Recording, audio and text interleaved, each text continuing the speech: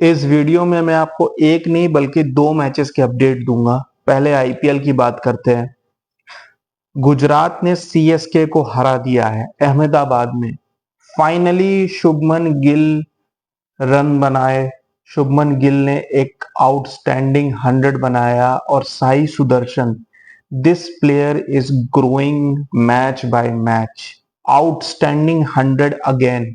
उन्होंने इनफैक्ट शुभमन गिल को बीट किया in terms of speed and in terms of class also eight times. 7 छक्के मारे 51 बॉल्स पे 103, 55 बॉल्स पे 104 with 6 sixes by Shubman Gill. 210 रनों की पार्टनरशिप इन 17.2 ओवर्स। मैच यहीं किल कर दिया था अहमदाबाद ने। हालांकि लास्ट में आई वुड से कि शार्दुल ठाकुर ने बहुत बढ़िया बॉलिंग की और तुषार देशपांडे ने भी पूरी आईपीएल में अच्छी बॉलिंग की और आज भी अच्छी बॉलिंग की और बहुत हद तक टारगेट को कंट्रोल में रखा। 231 फॉर 3। ऐसा लगा कि शायद 250 होने चाहिए थे, लेकिन काफी 15-20 रन शॉर्ट रोक दिया कंसिडरिंग कि 17 ओवर में 210 रन थे विदाउट लॉस। मगर 231 is any day going to be challenging. Anything over 220 is a challenge. 200s in an IPL game by both the openers. I think this is a rarity. I think this happened for the first time. I will get more information soon. मगर an outstanding batting effort. Bowlers पूरी तरीके से wayward नजर आए। Fielding बहुत खराब रही, बहुत कैचेस छूटे। तुषार देशपांडे को अपनी फील्डिंग के ऊपर काम करना होगा। पिछले मैच में भी उन्होंने काफी कैचेस छोड़े थे। चेन्नई आज फिर अजिंक्य रहाणे को सब्स्टिट्यूट करके ओपनिंग में लाया है। पता नहीं कब उनको ये समझ में आएगा। आई थिंक धोनी को जब तक 10 बार एक काम करके जब तक उसको सही नहीं साबित कर दे, धोनी भी काफी जिद पे अड़ जाते हैं। फिर से रहाणे को खिलाया और फिर से रहाणे साहब 5 बॉलों पे 1 रन बना के आउट हो गए।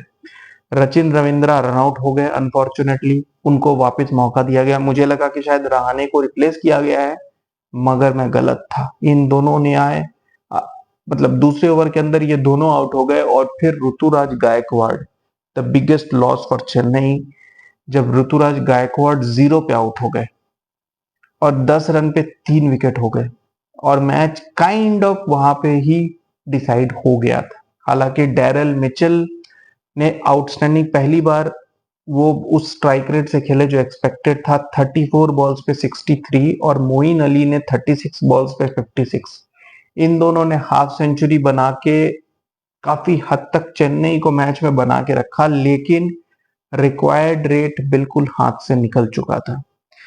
जब डैरल मिचेल आउट हुए तो स्कोर था 12 ओवर में 119 और फिर 8 ओवर में 100 रन से भी ऊपर चाहिए थे। इनफैक्ट 112-15 रन चाहिए थे, जो कि बहुत मुश्किल होना था। शिवम दुबे फॉर्म में थे, लेकिन अगेन इतने बड़े टारगेट पे सडनली आप एक्सपेक्ट करोगे तो मुश्किल है। इन दोनों में से किसी एक को लास्ट तक खेलना चाहिए था। और यहाँ पर मेरा एक क्वेश्चन है कि ये धोनी बहुत अच्छे फॉर्म में है, छक्के मार रहे हैं, तो सर ये सब टाइम पे आके आप छक्के मारो ना जो यूजफुल हो। आपके छक्के तब आते हैं जब या तो पहली बैटिंग में आप 4-5 बॉल खेलते हो, या चेज में आप तब आते हो जब या तो 3-4 ओवर में 10-20 रन चाहिए हो या फिर मैच हाथ से निकल चुका हो।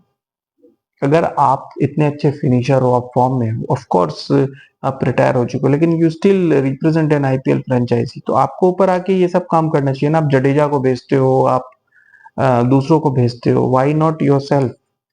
और जब चेज हाथ से निकल गया, जब बहुत ज्यादा रन चाहिए थे, तो धोनी ने आके 2-3 मीनिंगलेस छक्के मारे। 11 बॉलों पे 26, क्राउड को एंटरटेन किया, दिखा दिया कि वो आज भी ग्रेट फिनिशर है।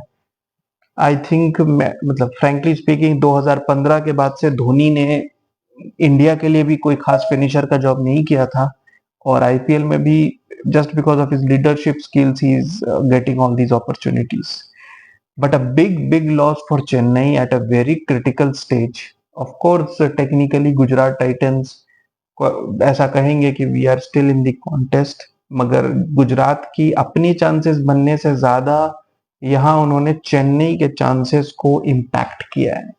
चेन्नई के अब 12 मैचेस में 12 पॉइंट है, इक्वल टू दिल्ली, लेकिन रन रेट में चेन्नई दिल्ली से काफी ऊपर है। अब ये दोनों बराबरी पे आ गए हैं और इनके साथ बराबरी पे है एलएसजी। इन तीनों के 12 मैच में 12 पॉइंट है, मगर चेन्नई रन रेट में सबसे आगे है। अब ये देखना इंटरेस्टिंग होगा कि आगे क्या होता है। ऑफ कोर्स गुजरात और आरसीबी के 10-10 पॉइंट है 12 मैचेस में, मगर इनको ना सिर्फ दोनों मैचेस जीतने हैं बल्कि एक्सपेक्ट करना है कि बहुत सारे रिजल्ट्स इनके फेवर में जाएं, जो कि एक चैलेंज होगा। इस लॉस के साथ काइंड ऑफ ये भी कंफर्म हो जाता है कि SRH is almost the third team confirm for क्वालिफायर्स, although technically अभी ये सब हो सकते हैं बाहर, लेकिन SRH will feel secure now. अपने दोनों मैचेस हारने के बाद भी एसआरएच कैन स्टिल क्वालिफाई, क्योंकि एसआरएच की रन रेट अच्छी है, वो पॉजिटिव में है। तो अब जो टूर्नामेंट है वो काफी इंटरेस्टिंग हो गया है। कल का मैच हालांकि टूर्नामेंट पे बहुत इम्पैक्ट नहीं डालेगा। It's Mumbai versus KKR, table toppers versus bottom of the table team. इसका इम्पैक्ट सिर्फ ये हो सकता है कि अगर केकेआर ये मैच जीत जाती है तो they will be secured of the top 2 positions, which they are almost secured even now, but that will 100% confirm it. So probably that is the only interesting part. But उसके आगे इस IPL में अब के matches, अब बहुत interesting matches आने वाले हैं। ऐसे मैचेस होंगे जो डू और डाई मैचेस होंगे, जिसमें जीत और हार से टीम्स एलिमिनेट होंगी और कंफर्म होंगी। So the best phase of IPL starts now. दूसरा मैच जो मैंने आपको बोला था वो था जिम्बाब्वे और बांग्लादेश का। वो सीरीज का चौथा मैच था और काफी इंटरेस्टिंग रहा। काफी इंटरेस्टिंग बात हुई, इसीलिए मैं इस वीडियो में उस मैच को मेंशन करना चाहता हूँ। शाकिब अल हसन जो पॉलिटिक्स खेल रहे थे बांग्लादेश में, वो वापस आ गए क्रिकेट खेलने के लिए। अब आप बोलोगे पॉलिटिक्स खेल रहा है, अबे खेल ही तो है पॉलिटिक्स। अब शाकिब अल हसन को वर्ल्ड कप के पहले हाथ पैर जोड़ के वापस बुलाया गया बांग्लादेश की टीम में। वो आ गए। बांग्लादेश ने हालांकि सीरीज 3-0 जीत चुके हैं। 11 ओवर में 100 रन की पार्टनरशिप की बांग्लादेश ने ओपनिंग विकेट में। 11 ओवर्स 100 विदाउट लॉस, और फिर वो 140 पे ऑल आउट हो गए, 143 टू बी प्रिसाइज। ऐसा डाउनफॉल शायद ही कोई कभी देखने को मिलता हो। 102 फॉर नो लॉस से 143 ऑल आउट हो गए। मगर फॉर्चुनेटली जो शाकिब अल हसन को वे वापस लाए थे वो डिसीजन सही साबित हुआ। उन्होंने 4 विकेट लिए, और मुस्तफिजुर जो इस सीरीज के लिए आईपीएल चेन्नई की टीम छोड़ के आए थे, उन्होंने 2 विकेट लिए और जिम्बाब्वे 138 पे ऑल आउट हो गई। यहाँ ये बताना जरूरी है कि सिकंदर रजा जो जिम्बाब्वे के कैप्टन हैं, जो कि आईपीएल छोड़ के खुद आए हैं, 4 के चारों मैचेस में बुरी तरह से फ्लॉप रहे हैं।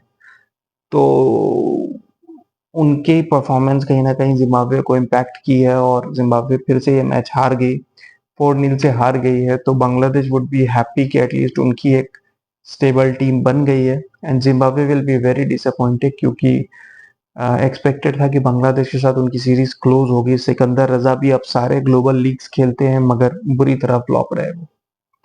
तो ये एक इंटरेस्टिंग बात थी। 102 फॉर नो लॉस से 143 ऑल आउट एंड शाकिब की वापसी। So Shakib is definitely in part of Bangladesh world cup plans. तो अब देखना इंटरेस्टिंग होगा कि आगे शाकिब क्या करते हैं। टाइम आउट तो वो कर चुके हैं, अब आगे बांग्लादेश और श्रीलंका एक ही ग्रुप में है, तो बहुत ही इंटरेस्टिंग होगा इनकी राइवलरी देखना भी। Keep watching guys, thank you.